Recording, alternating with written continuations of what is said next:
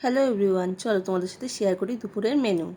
প্রথমেই ছিল হচ্ছে বোয়াল মাছের ঝাল, আর তারপরে চিকেন কষা, তারপরে হচ্ছে মাছের তেল চচ্চড়ি বেগুন আলু দিয়ে, তারপরে লোটে মাছের বাটি চচ্চড়ি, তারপরে তো ছিল ভাত। বাদবাকিটা এবার আমার মা বলবে।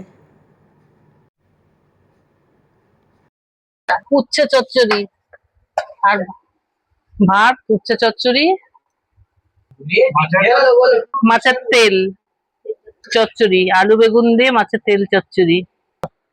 এটা হলো লোটে মাছের বাটি চচ্চড়ি, গোটা গোটা লোটে মাছের বাটি চচ্চড়ি।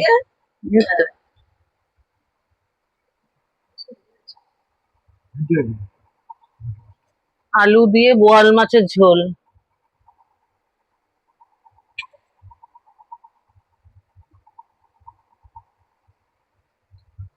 একটা আলু দেবো। কষা, গন্ধরাজ সঙ্গে গন্ধরাজ লেবু।